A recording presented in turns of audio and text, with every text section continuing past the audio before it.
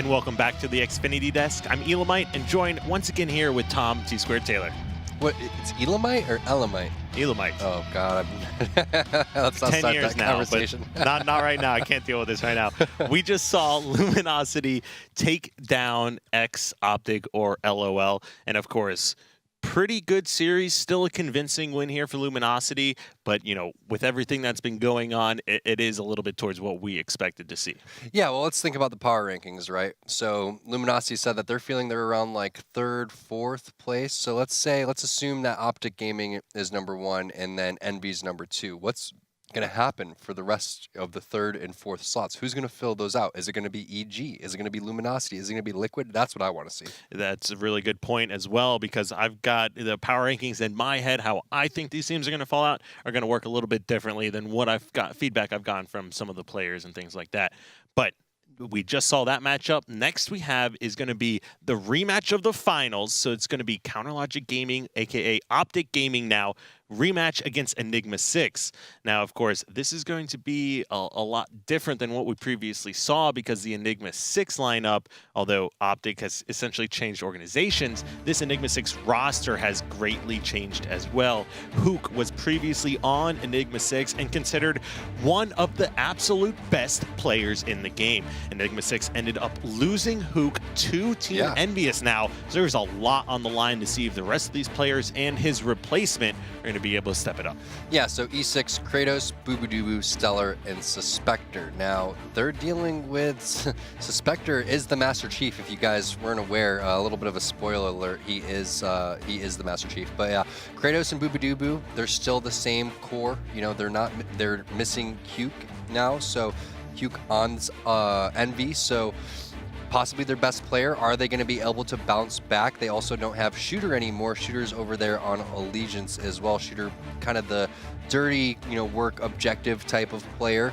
So who's going to be able to fill that role? Stellar also, there was a lot of drama going on the last couple days. I even tweeted about it, about the stuff going on with the organization.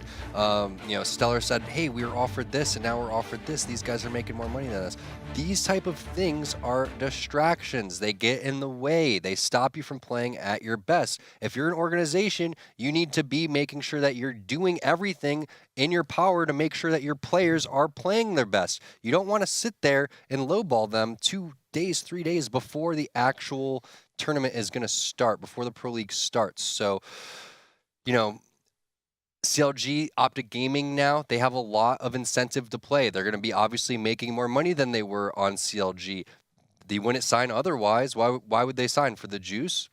Maybe. They also have the juice to play for. They can play, because they're going to get more views. So they have so much to play for right now. That's even more motivation. It's more incentive for them to continue their winning streak. The sky is the limit for these guys right now. They've been off to a fantastic year.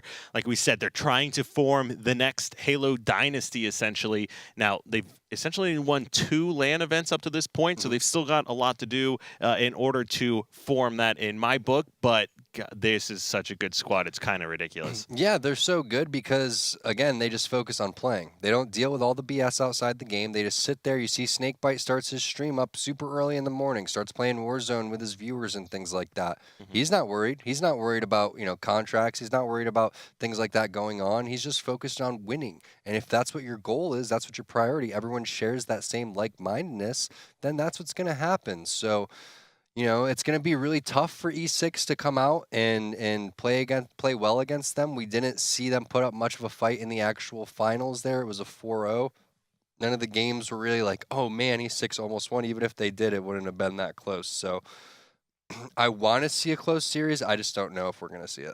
Yeah, I mean, first of all, shout out to Kratos and Suspector, especially Kratos, because at the Halo World Championship and at the Summer Finals, this kid took second place at both of those. So with the exception of the 4 members of CLG, he is factually the best Halo 5, next best Halo 5 player out there. Statistically speaking, on placings, yes. He has had a really good supporting cast, but that doesn't mean that he wasn't, a mastermind of creating that team, being a part of that team, also individually carrying his own weight, which is really important as well. So, Kratos, definitely a very entertaining character. We want to, see these guys do well. I'm just a little bit worried about the problems that they were facing up leading into this. I think that those things can really get in the way of the team chemistry. I couldn't agree more. And with this Enigma6 lineup, like we said, it is hard to argue that this lineup is going to be better than any of the previous lineups that they've had in the past.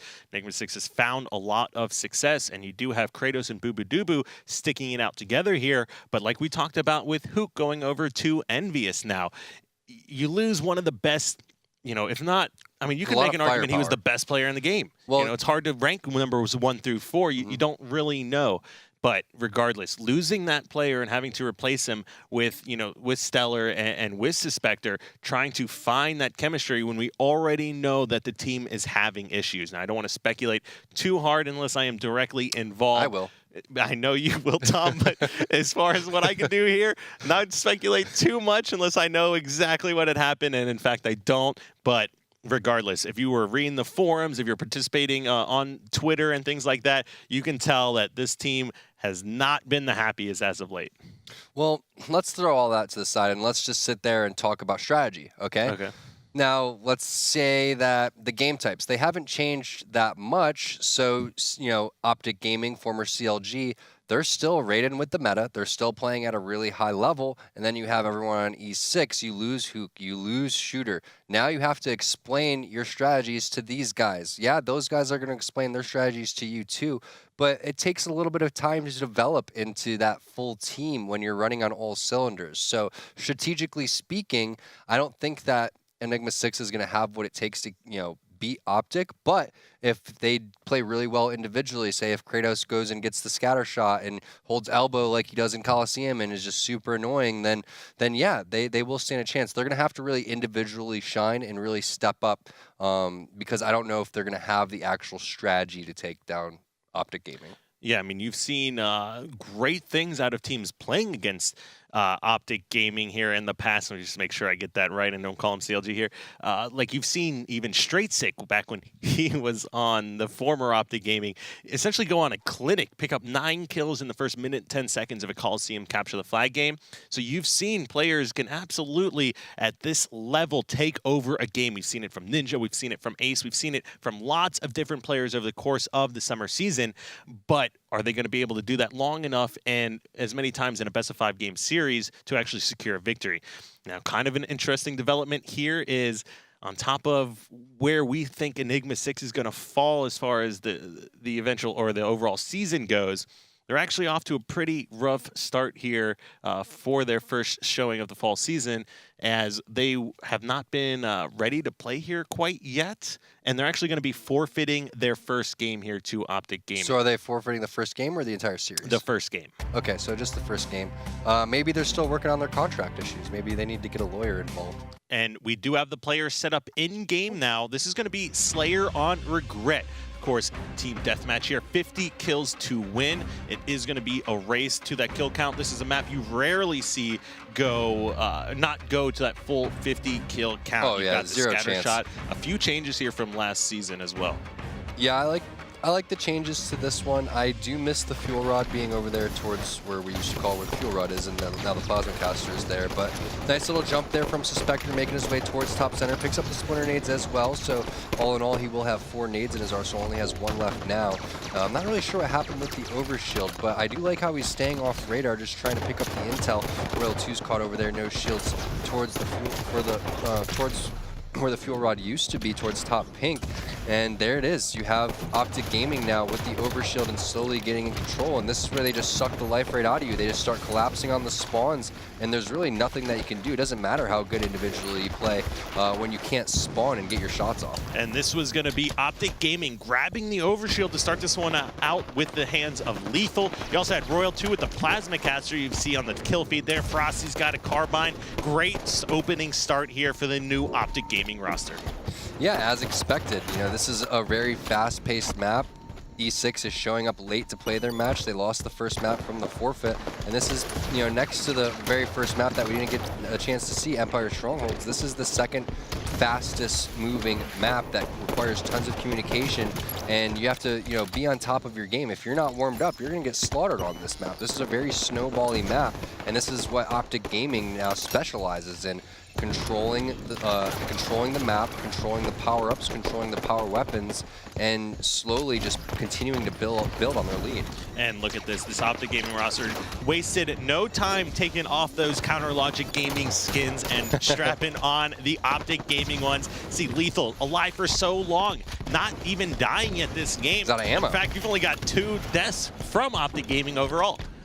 Yeah, again, not surprised. This is what happens when you show up late and you're not warmed up, and you're just going to get raffle stomped by these guys. And, Lethal doing a really nice job of controlling top center, but Stellar gets a nade and then picks up a double. This is your opportunity to push here. Frost busts out the scatter shot, gets help from Royal 2, and Stellar is going to fall. But that was a nice job from Stellar getting a couple picks here. It's very actually hard to get picks on a team that has full control like that, and also taking out the scatter shot guys. So because of a result of that, they're slowly creeping back into this. Boobadooboo trying to pick up that overshield, didn't have the exact timing on that, but Lethal picked it up last time, so he has it. That's at 9:45, so keep that in mind moving forward. That's going to be back up at 7:45. Spectre, nice shots, getting the reversal onto Royal 2, and they didn't even waste time changing their gamer tags, Kyle. Everyone besides Lethal putting the Optic in front of their name.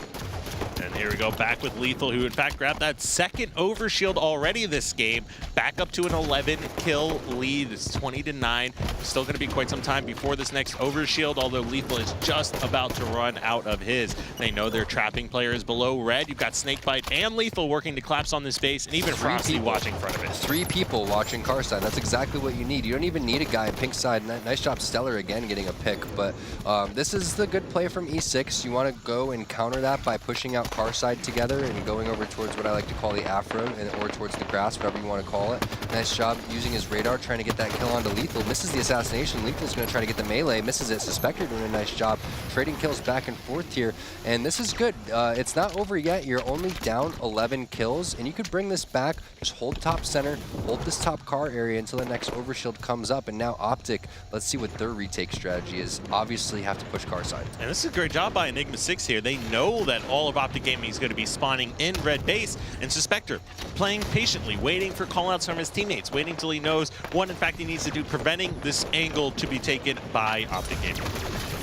Yeah, but it looks like they know that he's crouching over there, so Snakebite's going to make his way over there with the Plasma Caster, so nice job. Let's take a look at the kills really quick. Kratos struggling with the 1 and 8. Meanwhile, Snakebite with the 9 and 3, so almost doubling their score. So again, Optic coming out hot here. Not a big surprise considering they were the team, CLG beforehand, winning that World Championship, and also walking away with first place as well in the summer season. So, it's exactly, we're pretty much leaving off where we left off in the summer season. So just, we got a dropout here. Who was that? That was Stellar. Stellar actually lagged out. So the score was 33-16 when that happened. Keep that in mind. That's going to mean that only 17 more kills for Optic Gaming to walk away with this one.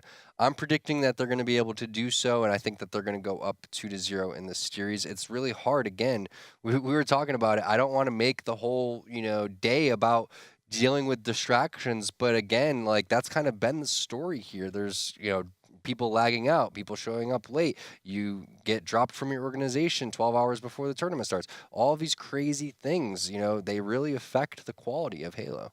I couldn't agree more. Now, that is a 17-kill lead that Optic Gaming currently had over that Enigma6 roster. Of course, we didn't see that first game played out, but clearly Optic Gaming is not wasting any time and picking up exactly where they left off at the summer finals, and that's going to be essentially being that undisputed team. Well, like I said, the game types, they've been tweaked a little bit, but it's not anything game-changing enough to change the entire meta of what, regret really is. It's still the same basic thing. Get the overshield, control top center, hold car side. When you want to retake the map, you have to go car side, which is why it's important to hold the car side in the first place. It's just a matter of when you're retaking control, everyone's staying alive in that base, finding the pick, and then once you get that pick, playing the numbers game, as you were talking, Kyle, you know, the sprint mechanics, all the mechanics in Halo 5 that were introduced allow you to move very quickly. So once you get that numbers advantage, that's when you start to make your move. However, you know, it's so hard to do against the best team right now, not just in North America, but in the world. Obviously, you know, it remains to be seen how the rest of the season is going to pan out, but based on what we've seen so far, the first, you know, 5.5 games or 4.5 games, whatever you want to call them, it looks like not much has changed. Right, and we'll give you an update here exactly how the rest of the series is going to play out. What we're going to do here for that replay as well. We currently do have the tournament administrators taking a look into that. We'll give you an update here shortly. But like you were saying, it kind of seems, you know, regardless of that first game not being played out, you know, if you had to go back and take a look at, you know, the power rankings with the new teams that have been created, losing Hook was such a big loss for this team because he was so impactful during the summer season. His KDA was absolutely ridiculous, and I'm pretty sure it was the highest in the league. So, you know, we talk about who the best player in the game is, and you kind of just throw that nomination over CLG's way. But if you had to pick a top 5, you throw Hook in there, no doubt about it. And where he falls as far as those top 5 players in the game goes, that's still up for debate. Yeah, you know, we were talking about how when we look at these power rankings, how we feel like Optic and Envy have really secured their spots. And when we look at maybe the bottom of the list, obviously Optic with what they're dealing with right now, and also the performance that we saw could be floating around possible, you know, relegation. I'm a little bit worried looking at the Allegiance roster and possibly the E6 roster. I really just feel like the other 5 teams are really strong. That doesn't mean that these guys can't put it together and start practicing and start putting together solid performances and gaining the momentum that they need. And who knows, maybe other things will come up, you know, possibly with the roster deadline. It's in 2 weeks, maybe seeing a little bit more shuffles. I know that you can't change more than 2 players, so and not anything super drastic. But yeah, I mean, the team changes that have happened, they've benefited a lot of teams, and they've made a couple of the teams a little bit weaker. Right, I'm glad you brought up that point as well. With what we've seen from Halo World Championships, of course, we had CLG, or excuse me, Optic Gaming now, or CLG at the time, win that event really convincingly, and we had Allegiance get second. Now, if we go back to Halo World Championships, in my opinion, Denial was actually the second best team there. They are the ones that took the most games off of CLG. Even the games they lost were still interesting. And let's not forget not Denial, Hook. NB. No, right. No, Denial. Hook, Boo Boo Doo and Contra Predevinator. Oh, you're looking back that far. That far, Halo World Championships. Yeah, it's just Hook, though. You know, Contra and Devin, they're consistent and things like that, but Hook's just a monster, man. Played against the guy. He also has a really good mindset, and he's going to do serious damage on that Envy squad. And you also have Alumni, who's the coach of that squad, and, you know, really almost solidifying himself as possibly the best coach in all of Halo 5. The way that he's able to bring his previous knowledge competing and also realize that each team that he coaches is a little bit differently. Every single player needs a little bit of different TLC and things like that, and everyone needs to be treated differently. But yeah, I mean, it's a really strong team. I do think, you know, we saw E6 finish second. I want to see what they're going to be able to do. It's up to their 2 pickups. Kratos and Boo Boo Doo, they've proven that they can get second. They still can do it. It's not like it was all Hook. But it's up to Stellar and Suspector. These are the guys that Kratos believed in, that said, hey, these guys can replace Shooter. These guys can replace Hook. Go and do it. So I'm really looking to these 2 guys to step up. This is the second time now where Suspector's been picked up, just like he did in EG, where people look to him to be that player that we know that he can. If he doesn't perform well, it has to be on him this time. It can't be because the team wasn't meshing and things like that. You pick your team, you're stuck with these guys, and you got to perform. So, you know, it starts again with very small things and the basics and just applying those things. Now, going on with that team and these new lineups that these players find themselves on, you know, if you go back and you take a look at all the different team lineups that we've seen over the course of this year, you've got, or Halo 5 in general, you've got CLG undisputed #1 team, best lineup that we've seen so far. Now, the Allegiance team that finished second, of course, they instantly broke up after World Championships, and you saw players scatter everywhere. Clearly, they're not as confident in that team, or the chemistry wasn't there. Something happened to where the second-place team breaks up. Now, we've got different lineups here. Now, in my opinion, since that first denial lineup that was actually kind of giving Optic Gaming now or CLG a run for their money, this new Envy squad, in my opinion, is the next strongest team formation that we have seen since Halo 5. They are, but then you also, have Luminosity, who looked really good against Optic. You have EG, who has Ogre 2 as the analyst. And then you have Liquid with, Spartan, Commonly, Penguin, and Rain. Those guys, I could see that being a cohesive unit as well. So the battle for the top 4 is going to be just as intense as it was last season. And, I think the quality of Halo is going to continue to rise based on not only the team changes that we saw, which I'm not a big fan of the team changes, but obviously the game's going to continue to develop and these players have put in more time. So the games overall are going to be that much better because the players are going to be playing at an even higher level because they've had that extra, couple months to practice in the off season. Right, and instead of first being guaranteed for Counterlogic Gaming or Optic Gaming, you've got the run for second. It was going to come down, essentially, most people are looking at the summer finals and saying it's probably going to be Enigma6, which in fact it was, or it could potentially be that Envious lineup that almost took down CLG during regular season play as well. Now, what we're kind of seeing... Keep in mind, C9, though. C9 almost beat CLG at that tournament. They were up 2-0. That team had Ninja, had Commonly.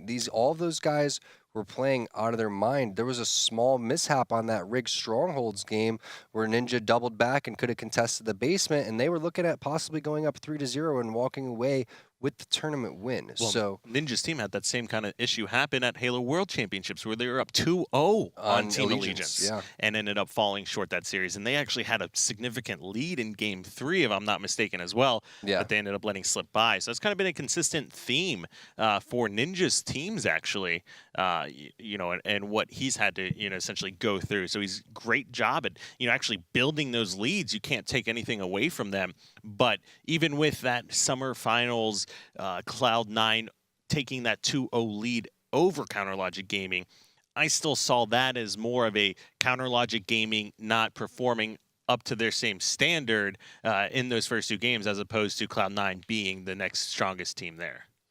I don't know. I really thought that when they're playing well, when these guys are playing well, when they have that confidence and momentum, this game's all about your mindset. I remember... I already knew it, but I remember sitting there, and I think it was in 2009 when Ogre 2 won a national championship. And I remember sitting behind him and listening to his interview. I think it was with Julie Alexander and DMAC. And he said that the number one thing that you need is confidence to win. And where does that confidence come from? It comes from so many different things, right? Where does it come from? It comes from believing, right? Believing in yourself, believing in your teammates and things like that. So once you start believing, right, in your C9 and you win that first game, I'm looking at that series when in the summer championships, right, where they were up 2-0. They win the first game, they start believing. All of a sudden, CLG wins the next game, then CLG starts believing. So we're seeing so much of, esports, so much of Halo is really just mental. It's all about having that confidence.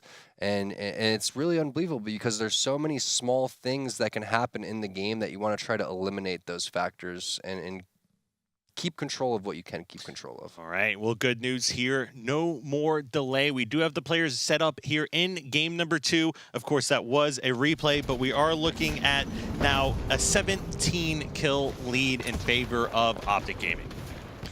Yeah, Optic Gaming is probably going to be able to do exactly what they did before. I would doubt if anyone switched their beginning strategy. I wouldn't doubt if they were able to even get that overshield again. Lethal seemed to have it the first time and then timed it again here. It's just such a hard map to beat these guys on because it's their kind of map. They're a collapsed team. They're a team that loves, punishing people as well. So really going to be really difficult for E6 to do this one. Again, it was 2-2 to start off the last game, and then Optic was able to walk away with this one. Looks like E6 is going to elect to do what they do more than any team and slow it down. So this is a pretty good play considering they don't have the intel on where everyone from Optic Gaming is, and they're just going to try to get that first kill and then rotate. However, everybody on the side of Optic doing a really nice job of staying alive and baiting and switching. And yeah, that was really slow kind of start, but enough time had gone by where Optic Gaming was able to essentially get set up and collapse onto those bases. You've got now Still members pushing across Lethal, taking out Stellar, who looked like he was about to go for a ground pound there. Great teamwork by Frosty and Lethal to shut them down. Now, on the right side of your screen, you can see Enigma6 is going to need 50 and Optic Gaming needs 36 kills here. Yeah, that's based on the lead that they have. Instead of resuming from where the kills were, we're going to be giving them the kill differential and then moving forward based on that. I think that's a pretty solid rule that allows for the full game to be played, and each game is different than the other one, so the flow and momentum and the spawn system doesn't get changed here, which I do like. So let's see if E6 is going to be able to use that disconnect as a possible time to reset, or if it's just going to be Optic continuing to put the belly on him. And that's Royal 2 running through, putting some hurt down with that scatter shot. So we'll go ahead and take a look through his screen. Now, of course, the reason, or part of the reason that these rules were updated in this fashion was because of that Evil Geniuses, and I think it was Cloud9 game where there was a lag out with only a few kills left, and the beginning opening strategy actually determined the winner of the game. So I do like some of the changes that were made here. And of course, looks like that overshield did in fact just come up and get burnt by Boo Boo Doo Boo. So great job by him. Had no options or no plays at his disposal and prevents Optic Gaming from grabbing that new overshield. And nice play by Royal 2. He sprinted all the way to the edge of his radar, but doesn't show up on the radar there. However, that's Boo Boo Doo Boo that was weak. Looks like Stellar trying to land some plasma caster shots on him, but he's the last guy alive, so Royal 2 is just going to collapse. Ends up faking him out using the radar. You can see that shot was pulled out there. Is he going to be able to get this kill with the scatter shot? No. So Stellar being really aggressive. Royal 2 needed a little bit of help there, and there goes the help. It was just a little bit too late. Everyone on Optic Gaming starting to collapse now. However, everyone on E6 trying to do the strategy where you spawn car side, or you spawn on top of the base and you sprint through car 1 to the opposite side and split the spawn. So it looks like it was able to pay off for them.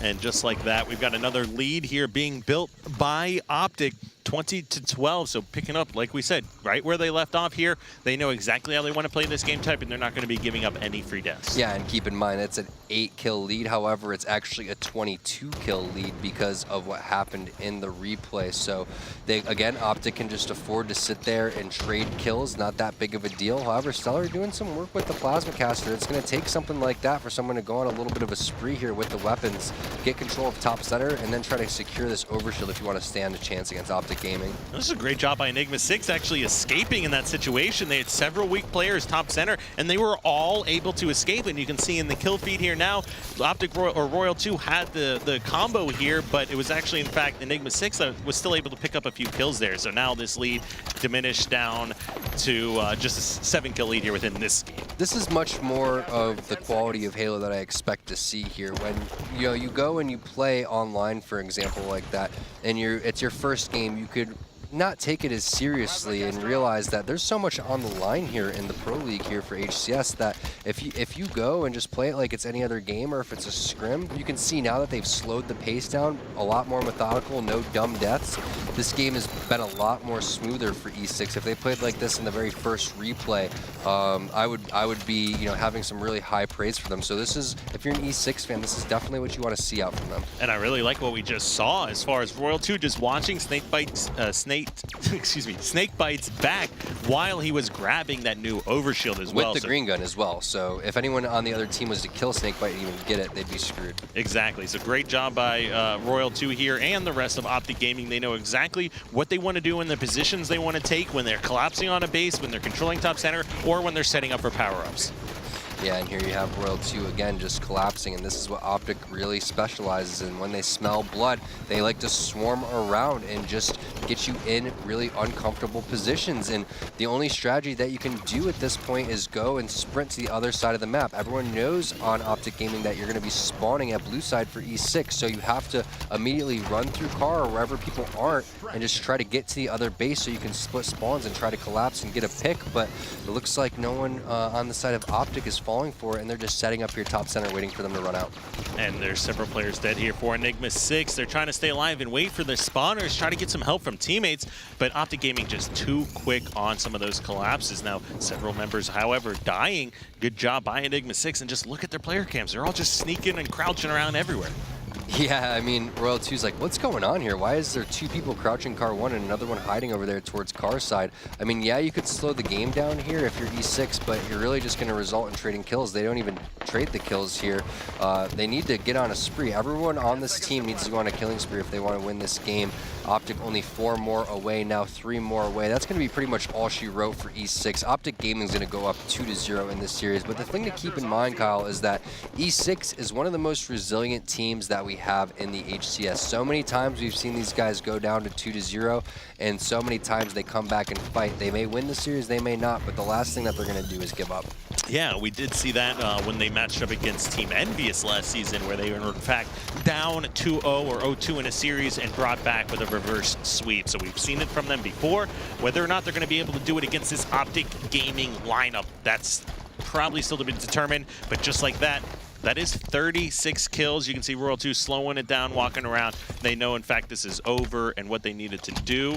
At least I believe it is over. I would here. still be playing. I don't take anything for chance. But yeah, this one is over, guys. Royal 2 just sitting there, and there it is. The game is going to end. Let's take a look at the stats. Keep in mind, we didn't see the stats from the very first replay, but nothing really changing here. It was a 14-kill lead.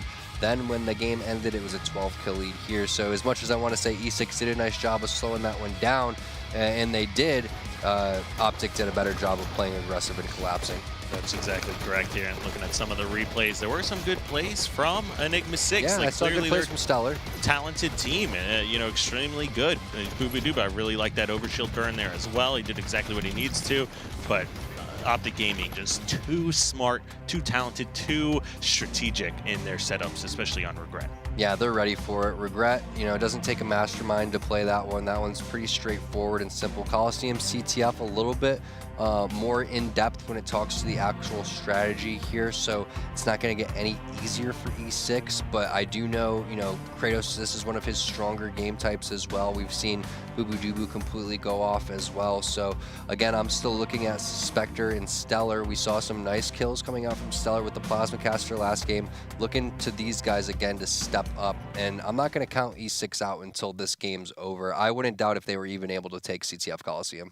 You know, that is a good point, too. I don't want to cross these guys off the list. They are extremely talented. You know, Kratos, love him or hate him, his consistency does not lie in what he's been able to do for Halo 5. Outside of the Counter Logic Gaming / Optic crew here, he is the next most successful player here that we've seen so far for Halo 5. Yeah, in terms of prize money won, in terms of, you know, overall placings and things like that, numbers don't lie. So, you know, these guys, they have what it takes. Don't get me wrong. It's just I'm a little bit worried about the things that they're dealing with, the distractions.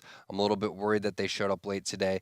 These are some things that they need to address. They need to say, hey guys, let's talk about these things so we can get focused on playing Halo. There's enough things that you have to concentrate on in-game, whether or not you're thinking about where your teammates are, where the enemy team is, the power weapons or power-ups that are spawning on the map, timing of weapons like the shotgun or something that's on that's not on a static spawn. You've got to worry about so much in-game, backing down your shields, things like that, that you need to eliminate the other distractions, aka things that are pretty easy to avoid, like when you need to be somewhere at what time or where you need to be at. So we don't know exactly what has happened, but this is one of the ones, you know, it's not like you're waking up at 6 a.m. to go to work and you're 5 minutes late. This is a match at 4:30 in the Pacific time where you can set which up is like 8 a.m. for gamers. But either way, when I look at how you beat this Optic Halo team, it starts with the beginning strats, right? It starts with, you know, you don't have to play perfect Halo, but you have to play pretty close to it. And a lot of that starts with getting control right from the get-go. Why make it hard on yourself, you know? And these guys, they've been doing, you know, so well that if you give them a chance, they're going to capitalize on that. And we saw it with C9. C9 went up 2-0 in a best-of-7. CLG could have easily folded, but they didn't. They came back at the very end of that Rig Strongholds game, and then they started out the rest of their games really strong. I think it was like an Empire Strongholds or something like that the next game. But either way, it starts with the beginning strats. We saw both of these games in the Regret Slayer that it was 2-2. That's not enough. You need to and then it was like 4 or 5-2 after that because Optic was able to, you know, take advantage of the positioning and things like that. You have to come out, get all 4 dead, get three dead or something like that. You have to put in the work to realize where these guys are going in the beginning of the game and come up with some sort of counter strategy. Otherwise, just putting in the normal hours playing, you don't stand a chance. I couldn't agree more. Now, we do have the Capture the Flag Coliseum coming up as a game number 3. Of course, that is a 2-0 lead now for Optic Gaming. But let's go ahead and take a look at the vetoes and see how we exactly ended up on this game type. Of course, this isn't something we showed a whole lot last season, but we will have it more on the broadcast here this time. As you can see on the bottom of your screen here, you do have a ban from Optic Gaming on Stasis, which we've consistently seen through, from them over the course of last season. And then, of course, Enigma6 comes out with a Fathom ban, a Truth by Optic Gaming, and then we result with a Coliseum CTF. Well, I don't blame Optic Gaming for, banning Stasis because it's one of the newer maps introduced, right? And these guys have been playing Halo 5 since the very beginning. So when you go and you have a new map introduced, then everyone starts off on a clean slate. All of those strategies and all that extra work that you've put in doesn't really matter on this map anymore, besides like your weapon skills and your movement and your communication and things like that. So that's why I'm saying not much has changed from last season to this season in terms of there isn't any like new maps or anything that we've seen so far. We haven't seen anything so game-changing where it's changed the meta, and that's why I think that this Optic Gaming squad is going to continue to be so dominant. Again, you do have this envious squad who beat them in a scrim, but like I said, just not much has changed. Besides the rosters and things like that, the game itself is still, Halo 5, the strategies are still the same. And until someone proves otherwise that they can come out and hang strategically with Optic, then I don't think it's going to happen. Yeah, and this is a team that had an insane map win ratio and really only struggled on like one game type, I think the Rig Strongholds last season. Now, they may have had another one where someone had a higher win rate percentage, but vetoes are going to definitely go towards the lower-seeded teams looking to use those to their advantage to defeat Counter Logic. I would want to play Stasis if I was them. That's what I would try to do. I would start with trying to play Stasis, but if Optic's going to be smart and immediately ban it out, there's nothing that you can do. So maybe you go back and say, do we want to, get these guys on Rig Strongholds? Maybe you look at the games that they lost to C9 and see how C9 was able to do it. Or maybe watch those scrims against, Envy and be like, what was Envy doing so well? Where was, the cracks in Optic Gaming's armor? But again, it's just going to be a really uphill battle for E6 in this next game, CTF Coliseum, but I wouldn't count them out. If anything, I think that this is going to be their best game out of the 5 games if we did go to 5 games. All right, well, let's not waste any more time. Although the series has started off a little rocky, we do have the players set up in game number 3, Coliseum Capture the Flag. Let's go ahead and take a look at the map here. Not too many changes from last season, but Tom, let's take a look at it. Tell me a little bit more about this. Yeah, CTF Coliseum, it's all about controlling the weapons, and once you control those weapons, making sure that you're watching the spawns. The elbow is a very common spawn. It's really smart to get that snipe right into the cave and sit there and watch that. But a lot of things that people feel like is if you don't have snipe control, you can't capture the flag, and I don't think that that's something that you want to live and die by. So curious to see who's going to be able to. It looks like Bubudubu going with a little bit of a cheeky play to start. He's going to give the sniper up and assume that they're just going to immediately push. Not a big fan of this play at all. You literally could go charge out and die and end up in the same exact spot. Looks like he's going to end up spawning his teammate Stellar there. Looks like he gets spotted out. Frosty knows what's going on, and that's what I'm talking about. It starts at the beginning. Frosty knew that Bubudubu was going to be there, and there it is. Bubudubu does nothing to start the game, and oh my gosh, what? These guys from Optic, you just switch to every one of their screens, and they're always doing something ridiculous, just absolutely insane. You can't afford, if you're E6, to just do nothing in the beginning of the game and just hope on a prayer that someone's going to walk by. You have to contest the rockets with a sniper. Yeah, Frosty wasn't having any of that. Reads him like a book, shuts him down instantly, says, "Boo-boo, get away from my doo-boo." So that's my doo-boo, boo-boo. But yeah, Royal 2 with the sniper here. One of the best snipers in all of Halo 5. Not in a position where he can play aggressive yet with the sniper, so he's just sitting back trying to bait snakebite, also watching for the elbow spawns. But one of the things that E6 does pretty well is they don't poke out. Saw that in that last game where they were playing pretty conservative. So Royal 2 is going to have to do a little bit more hunting, maybe trying to Nice job by Suspector trying to get a melee on him, but it's not going to work. But yeah, you have to add pressure onto Royal 2 here, and you have to just be really smart making sure that you don't poke. And look at that. Such a good player. Switches his grenades to get that frag out, knows the angle and the bounce, and you can almost always expect players to be hiding in that little flag corner on top of that blue base. I really like what we're seeing from both of these teams right now. You've got Optic Gaming setting up extremely well, and you've got Enigma6 playing some of the best defense we've seen. Well, I was going to say, eventually what's going to happen with Royal 2 sitting there is he's just going to get frustrated and have to take a different angle. It looks like he got frustrated and ended up having to drop. So when he dropped, he immediately got taken out. So everyone on E6 playing very conservative. You can see Suspector over here crouching. Royal 2 died and had enough time to spawn and even push up over there. It looks like Suspector is going to show up on the radar. And with everyone hiding, that means the rockets are going to be pretty easily picked up there for the side of Optic. However, Royal 2 not winning that fight, and that was a pretty big fight. He would have been able to secure the catwalk area if he was able to win that one. And great job over here. You got Snakebite picked up 2 kills. You got the rockets in the hands of Frosty as well. You can see in that player feed cam. They know the players are going to be spawning on the elbow there. Lethal is blocking that cave spawn.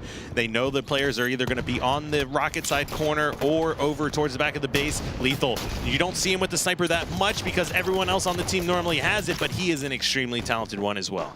Looks like Snakebite's going to push in over here towards the elbow, and this is what I'm talking about. A lot of people think that they have to always run the flag snipe side, but you can reverse the spawns. If you're not in the cave, you could sit on the elbow and force them into the cave. You just have to realize that that's actually happening and communicate and do exactly what Optic's doing right now. Go back and clear out your base. Watch that snipe side of the map. I don't know if they all need to be taking the same angle here. Someone could have spread out and jumped into the window and got that angle onto the guy in the back of the flag. So this may not work out for them. Let's see what happens. Looks like Snakebite over there. Yeah, and it looks like they're just trading kills, but Snakebite getting a big 1v1 over there on Suspector, and the guy shooting in the back, that's Kratos watching that with the splinter grenade on there. He's going to be able to take out Snakebite. So nice heads up play from Kratos, but it looks like everyone from Optic's going to collapse on this and get the touch.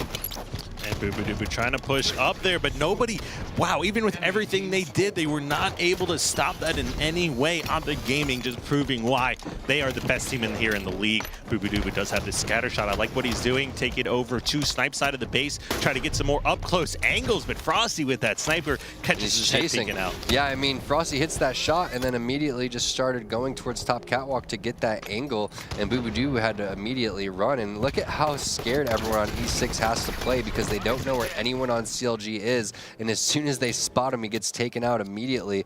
Every time you switch to someone on E6, they're just crouching around the corner because of just the threat coming out from Optic Gaming. This might be the very first team ever that I think plays with toggle crouch on, because these guys are crouching everywhere all over the map. Of course, if it works, then why not do it? And we're seeing a lot of it out of Optic Gaming as well. So someone from the side of E6 was able to spawn and immediately sprint over. It looks like that was Suspector, but however, everyone on Optic is already looking for it. That's going to be the last player to stop the flag. Frosty says no to Boo. He took his Doo-Boo right out of his hands, like taking candy from a baby as well, she would say. But it looks like Frosty and this Optic Gaming squad is, you know, still, ooh, was that it looked like a headshot to me. Did he hit him? Yeah, I don't know, but these guys, they haven't slowed down a beat. If they continue to play like this, it's just going to be so difficult to beat them. I want to see the way that these guys are playing. I want to see an NV Optic match already. And who locks down the window as effectively as Frosty does? That Suspector must have had his hand on his head, and that's what got shot, because that was right through his face if I've ever seen one. But Frosty still staying in that window even after that, hitting a stick as well, and just essentially locking down the whole front of the base. Yeah, everyone on E6 playing this pretty smart though, getting the angles, so Frosty's not able to get the necessary picks that he needs to secure this cap. However, Royal 2 getting a big beatdown onto Stellar is going to give them the number advantage, and now getting a kill onto Royal 2 as well, which means only 2 members are alive, and those are the last 2 people that Frosty killed. He's going to pick up that killing frenzy. They're going to be able to put this flag in there, and there you have it. Optic Gaming making their debut with a big 3-0 over E6, making that one look easy, Kyle. Yeah, I honestly did not even know that that was the last flag cap going in. That was so quick. I kind of forgot one in the middle there, but wow, 15 kills out of Frosty, and he had a frenzy as well. So just keep in mind, like, Enigma6's play style that game, it was ridiculously slow and scared. Yeah, right. You can do that in the Slayer. You can do it in a Slayer like this in Regret, where it's a replay, but you can't slow play things in CTF Coliseum. You know, I saw Boo crouching over there towards the cave.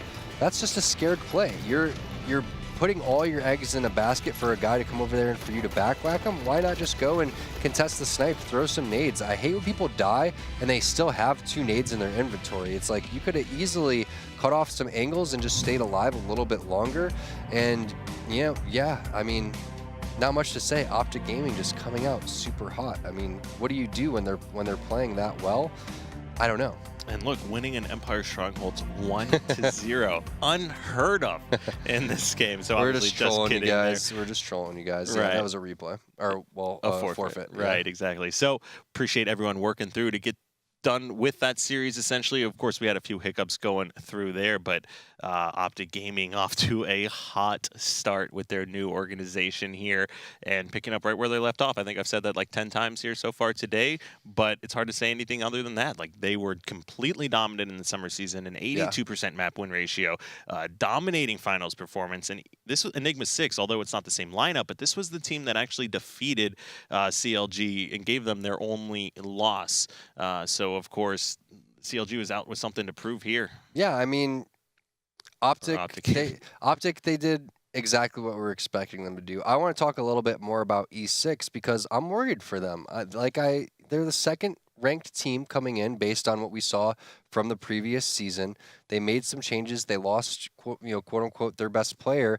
You know, they showed up a little bit late today. They're dealing with all of these issues. I'm a little bit worried for them. I want to see them go to the drawing board here, maybe hold a little bit of team meeting, everybody get on the same page and start worrying about what their next match is. I'm not sure who that's against, but if they have another abysmal performance like they did today, then I'm gonna have to say that they're going to be on possibly the break of going to regulations because all the other teams have been looking so strong on paper based on what the team changes were. All right, now we do have an interview here with the winning team. That is going to be Lethal from the new Optic Gaming roster. Of course, he's going to be joining us just with the audio here as well. But Lethal, can you hear me, sir?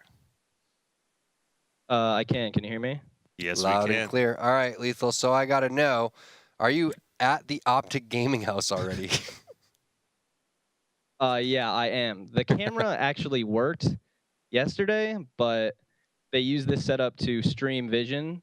So I think Hitch unplugged it, and I can't get it to work right this second, so just blame him. Well, you're a professional gamer. You're not a professional webcam guy, so we don't blame you. But I'm curious to know, first of all, when did the talks, if you're able to disclose that information, when did this whole thing start to kind of come into fruition? Right. What can you tell us about what just happened and threw everyone's head for a spin? Well, I can't really be specific, but it hasn't really been in the works for a long time, obviously because we were, holy crap, that voice crack. We were under contract. So once contracts expired for some people, then we were allowed to see our options. So probably only a couple weeks, but it's just been really stressful. So we were talking about that today and the amount of stress and the other things that come into play that take you away from being able to focus on just playing. And I think that one of the things that you guys have done better than any other team, and the reason that you guys have been able to win, is you guys eliminate your distractions and just focus on playing. Do you agree with that? Do you think that that's one of the things that you guys have really specialized in and taken care of yourselves? Yeah, for sure. I stream scrims most of the time, except for the past couple weeks while stuff's been going on. But I try to not really let that affect me at all. Most of the time, I don't even have it up. And other than that, nobody else really streams the scrim, so we're always really focused on that. All right. But I'd say while all this was going down with the team changes and stuff, it definitely kind of did distract us more, and we've seen that in our scrims. All right, now bringing up some of your scrims there. Of course, I believe it was off stream as I didn't see it myself, but you did end up essentially dropping your first series and, since X Games, and that was over to Envy. We did at the beginning of the show here. Yeah, that was a fluke. Show some tweets. Oh. Yeah, any words to snipe down there as well? Was it a fluke or a hook? I thought that's what they called Hook's 2v2 team. Oh, ouch. It was, in the words of Eric, good games. Even though I don't know who says good games after a scrim, but I'm not gonna get started on that. I've never seen him say good games after a loss. They were playing really well. Yeah, I don't think I've ever seen him. No, he doesn't. and he's never said good games after scrims either, except to us. He was just kind of, getting it out there subtly, like, hey, we beat them, but that's cool. No, they played really well. Nothing taken away from them. We weren't really playing too bad. We were playing pretty sloppy, but they were actually playing really good. So I'm excited to play them. Right now, we don't know what's going to happen this season here, but if you had to give me your top 4 as far as our power rankings go, how do you see this season playing out? Top 4 in no specific order.